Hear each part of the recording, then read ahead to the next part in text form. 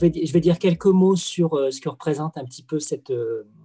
objet qui est le GRIP pour Université de Paris,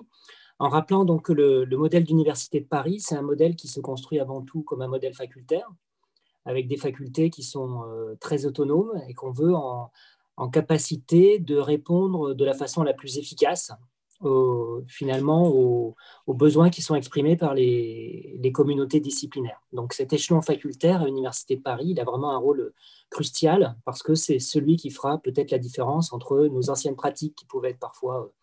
un peu lentes, un peu confuses, avec, on l'espère à terme, une fois qu'on sera sorti de la crise, donc une réponse plus rapide, plus efficace, et puis aussi une réflexion peut-être plus poussée sur l'évolution des disciplines. L'intérêt de ce modèle, c'est celui de la lisibilité, puisque donc on a une faculté des sciences, une faculté de santé, une faculté des sociétés et humanités, mais un risque qu'il pourrait porter, c'est le fait de mettre des disciplines dans des carcans, dans des silos, et puis de fermer la discussion entre disciplines. Et ça, c'est un risque dont toute la communauté Université de Paris a vraiment conscience. Et il y a une volonté à tous les échelons de la gouvernance, je pense vraiment au niveau des laboratoires, au niveau des facultés, au niveau de la présidence, bien sûr, de favoriser l'interdisciplinarité. Donc aujourd'hui, on utilise notamment l'IDEX pour favoriser cette interdisciplinarité avec deux outils principaux. Un outil qui a une granularité très fine, qui est simplement l'appel à projet émergence, dans lequel nous invitons les collègues à déposer des projets donc à l'échelle du chercheur, à l'échelle d'un petit consortium, à déposer des projets notamment interdisciplinaires. Et on a même mis en place une commission spéciale interfacultaire pour pouvoir juger spécifiquement de la qualité des projets interdisciplinaires portés par plusieurs facultés. Donc ça, c'est une vraie richesse parce qu'elle correspond à l'activité de terrain des collègues, mais elle n'est pas forcément emblématique sur des grands sujets sur lesquels voudrait se positionner l'université. Donc le deuxième outil complémentaire qu'on promeut dans le cadre de l'IDEX, c'est ce qu'on appelle des instituts interdisciplinaires, c'est-à-dire des instituts qui ont la capacité de définir un périmètre, en général lié à une question sociétale de grande importance, sur lesquels un ensemble d'unités au sein de l'Université de Paris et le cas échéant en collaboration avec d'autres partenaires, notamment sur Sorbonne Paris Cité, mais parfois au-delà, donc de se positionner et de s'intégrer dans un temps plus long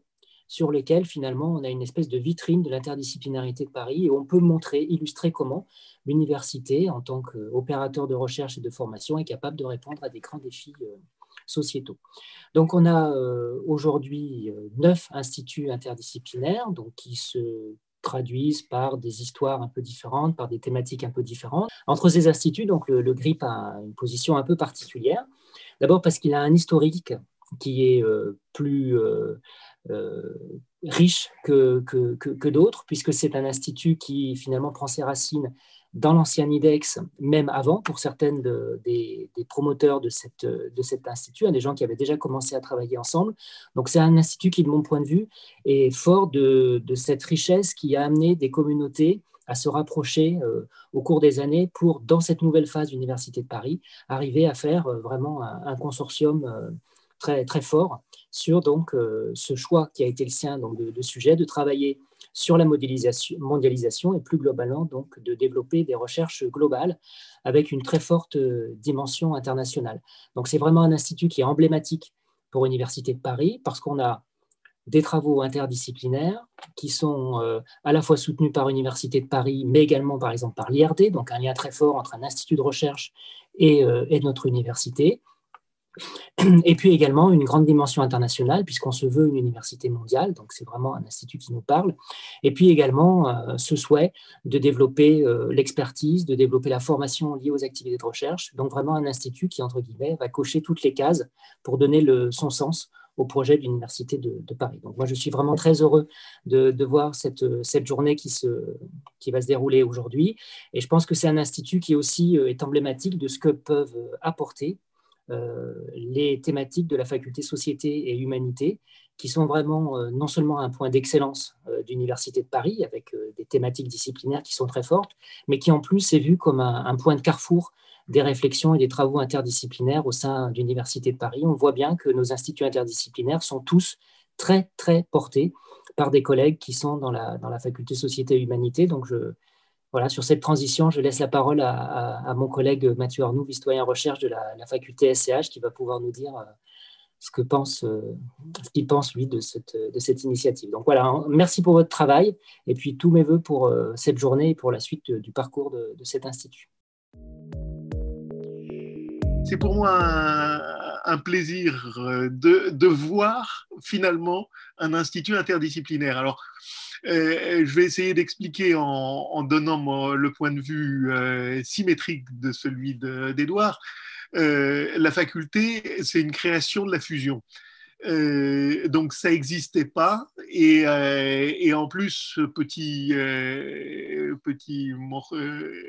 épice supplémentaire dans le cocktail, elle est gouvernée par les gens qui ne voulaient pas de la fusion, donc qui se demandent un petit peu, qui arrivent,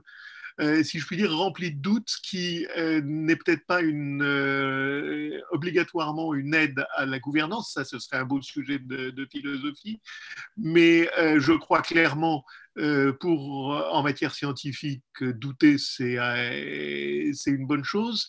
Et donc, depuis un an, on voit émerger, et je crois qu'on est tous dans ce flux, on voit émerger des objets IDEX dont on connaissait l'existence, mais dont on ignorait le contenu. Et puis, on les rencontre. Ce sont des collègues. Alors, ça, GRIP, c'est bien à cette période-là de l'année. Pourquoi ça doit être en anglais? Parce que l'IDEX a plutôt tendance à écrire ses acronymes en anglais.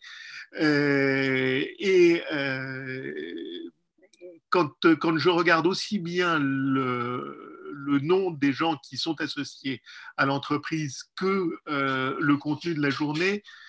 d'un seul coup, je me retrouve chez moi en tant qu'ex-Paris Diderot, mais je sais que ceux qui ont un passé Paris Descartes s'y retrouvent aussi, c'est-à-dire on se retrouve face à un objet scientifique qui est le monde. Alors, pourquoi est-ce que ça intéresse la faculté? Simplement parce que notre problème et notre utilité possible dans la faculté, des collègues nous reprochent d'être simplement une feuille de plus dans le millefeuille, c'est que c'est l'endroit où on réfléchit à l'identité d'une construction universitaire. Et que de ce point de vue-là, j'ai toujours pensé qu'il y avait une spécificité de Paris Diderot, là c'est mon point de vue d'historien, dans la capacité à prendre le monde comme un objet de recherche. Et en discutant depuis maintenant quand même plusieurs années, et pas seulement comme vice-doyen, avec les collègues de Paris Descartes, je me rends compte qu'il y a aussi cette tension vers cette dynamique de penser le monde comme un objet de recherche dans la tradition de Descartes, différemment à partir de disciplines qui ont une ouverture mondiale. Descartes n'avait ni histoire ni géographie. Quand on a histoire et géographie, le monde apparaît simplement comme l'objet commun aux historiens et aux géographes. Mais côté Descartes, sociologie, anthropologie, démographie, etc., sont aussi des sciences mondiales. Et